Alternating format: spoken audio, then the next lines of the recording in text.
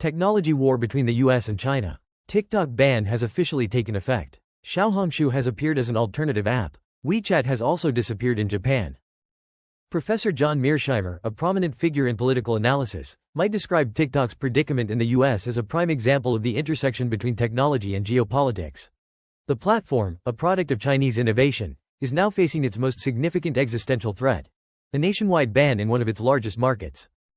The reasons behind this development are deeply rooted in concerns over national security, ideological competition, and the struggle for digital supremacy. The narrative of TikTok's ban unfolds like a ticking clock, with only 4 days left before it faces complete removal from the US market. For millions of American users, content creators, influencers, and businesses, the platform has become an indispensable tool for connection and commerce. However, this countdown has thrown them into disarray, forcing many to scramble for alternatives before their digital presence on TikTok vanishes. At the heart of this ban lies a broader strategic confrontation between the US and China. TikTok's success, much like its parent company ByteDance's rise, was built on an algorithmic prowess that captivated audiences worldwide. Yet, it is precisely this technological superiority that has triggered fears in Washington. Allegations of data collection, potential surveillance, and undue influence by the Chinese government have placed TikTok under intense scrutiny, framing the platform as a Trojan horse for Beijing's ambitions. As the clock ticks down, the losses for China become increasingly evident. TikTok's ban represents not only an economic blow but also a symbolic defeat. The app, which once symbolized China's ability to compete with Silicon Valley's giants, now faces a forced retreat. The loss of such a large and influential market impacts ByteDance's revenue and its standing in the global tech ecosystem. Moreover, the ban sends a clear signal to other Chinese technology companies operating internationally: they are not immune to political or regulatory backlash. Mearsheimer's analysis might emphasize that the ban on TikTok is not an isolated event but part of a larger strategy by the US to contain China's rise in technological dominance. This strategy involves targeting key industries, platforms, and companies that could serve as vehicles for Beijing's geopolitical influence. The ban on Huawei and now TikTok represents the execution of this broader policy, where digital platforms are no longer just tools of communication but instruments of power. From a socio-political perspective, the ban also highlights the shifting dynamics of trust between the West and China. Over the past decade, Chinese platforms have faced mounting criticism over censorship, surveillance, and lack of transparency. TikTok's case embodies these issues, with fears about how data collected from American users might be leveraged by Beijing. Despite TikTok's assurances of independence, including plans to house user data outside China and increase transparency, the distrust has proven insurmountable. For TikTok users in the US, the imminent ban is more than just an inconvenience. It disrupts livelihoods and alters the social media landscape. Influencers who have built careers on the platform are suddenly left without their primary audience. Small businesses, reliant on TikTok for marketing and customer engagement, are scrambling to reallocate resources to other platforms. The ripple effect of this shift underscores how deeply ingrained TikTok has become in American digital culture. As TikTok faces the final days of its operation in the United States, the exodus of users has given rise to a surprising contender: Xiaohongshu, or Little Red Book. Professor John Mearsheimer's realist lens would frame this development as another critical junction in the ongoing digital and ideological struggle between the United States and China. However, Xiaohongshu's rapid adoption in the wake of TikTok's imminent ban brings not only opportunities but significant challenges for China's ambitions to sustain its digital influence abroad. Xiaohongshu, originally a platform focused on lifestyle content and social commerce, is witnessing a dramatic shift in its user demographic as Americans flock to it as a potential alternative. This migration underscores the void left by TikTok's absence of platform that combines entertainment, community building, and commerce in ways unparalleled by Western counterparts. However, this influx of foreign users has created a paradox for Xiaohongshu. While it benefits from increased visibility and market share, it also invites heightened scrutiny from global regulators and users alike. Mearsheimer would likely argue that the expansion of Xiaohongshu into the American market is inherently fraught with risks. Unlike TikTok, which had years to build its reputation and infrastructure abroad, Xiaohongshu's rapid adoption leaves it vulnerable to the same criticisms that plagued its predecessor. Concerns over data security, content moderation, and the platform's links to Chinese authorities could quickly transform this newfound popularity into a liability. Moreover, the integration of foreign users into Xiaohongshu's ecosystem has highlighted stark cultural and economic contrasts between China and the United States. According to internal reports cited in the files, discussions between users have increasingly delved into sensitive topics such as wages, living standards, and political systems. Conversations about income disparities, for example, have revealed the vast economic divide, with American users astonished by the lower wages and higher costs of living reported by their Chinese counterparts. These exchanges, while organic, have unintentionally fostered a platform for ideological comparison, further complicating Xiaohongshu's position as a neutral space for social interaction. The files also reveal another layer of complexity: Xiaohongshu's failure to create a clear distinction between its domestic and international platforms. Unlike TikTok and Douyin, which operate as separate entities to cater to different regulatory environments, Xiaohongshu allows for cross-border interactions.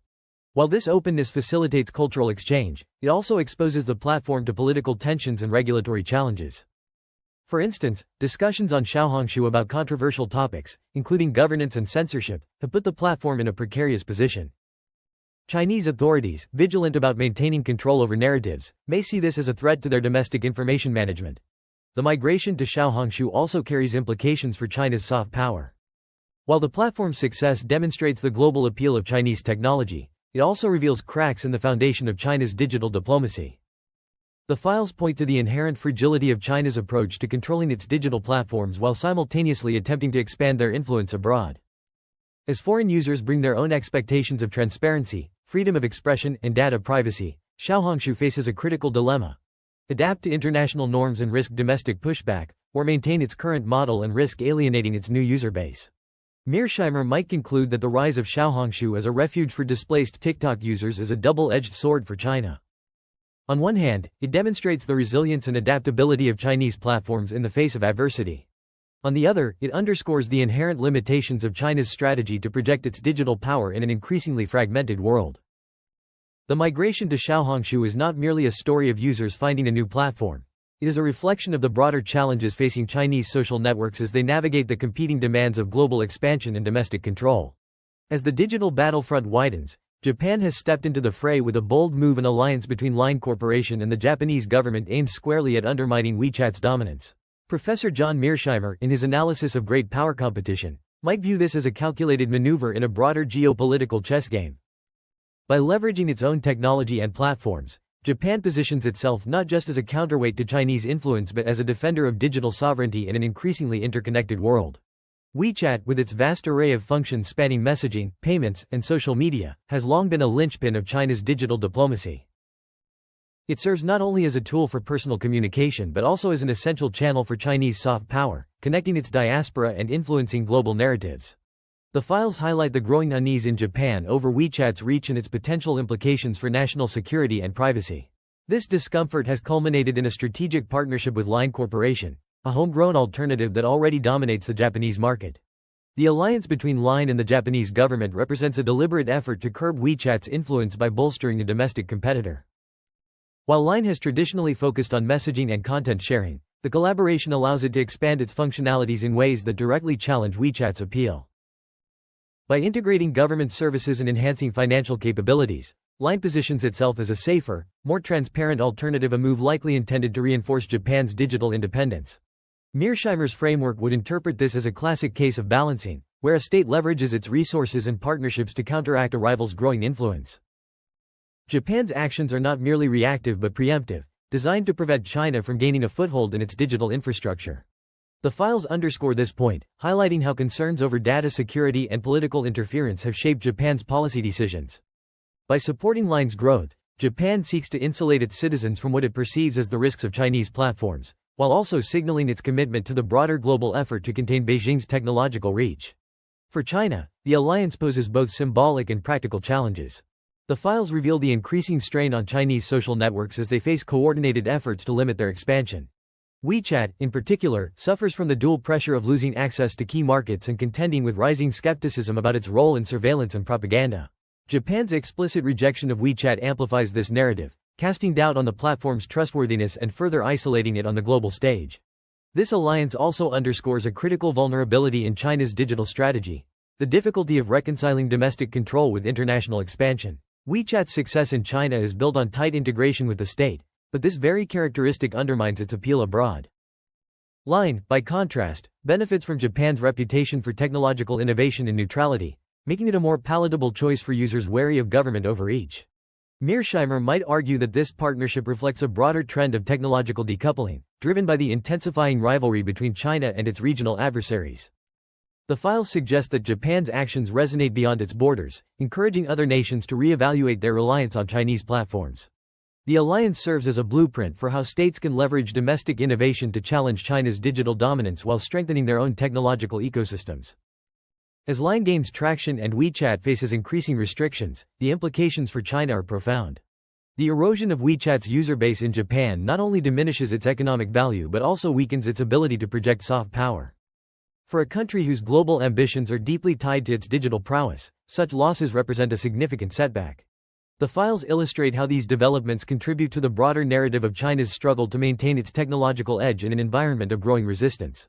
Professor John Mearsheimer, renowned for his insights into power dynamics, might describe the unraveling of Chinese social networks as an inevitable consequence of their dual role: technological marvels and geopolitical tools. The sustained international pressure, amplified by the coordinated efforts of the United States, Japan, and other nations, has left platforms like TikTok, WeChat, and Xiaohongshu in a precarious position. This destruction is not just an attack on China's technological capabilities but a challenge to its global ambitions. The files reveal a pattern of growing isolation for Chinese platforms, as countries worldwide raise concerns about privacy, surveillance, and influence. TikTok's ban in the US, the exodus to Xiaohongshu, and Line's partnership with Japan to undermine WeChat are all symptomatic of a larger, systemic resistance to China's digital influence.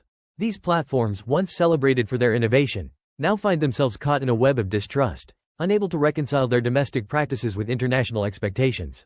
Mearsheimer would likely argue that this backlash is rooted in the structural realities of global power politics. Chinese social networks, while technologically advanced, operate within a framework that prioritizes state control and national security above all else. This model, which has proven effective within China, becomes a liability when exported abroad.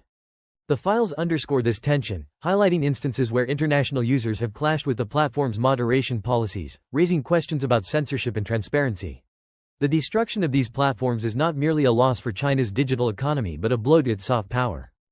Social networks are not just tools for communication. They are vehicles for shaping perceptions, projecting cultural values, and fostering connections across borders. By losing ground in key markets, China forfeits its ability to influence global narratives, leaving a void that its competitors are eager to fill. The files suggest that this erosion of influence is already underway, with users migrating to alternative platforms and governments imposing stricter regulations on Chinese tech. What makes this development particularly damaging for China is the compounded impact on its broader digital ecosystem. The files detail how these setbacks have created a ripple effect, destabilizing other sectors reliant on the success of these platforms.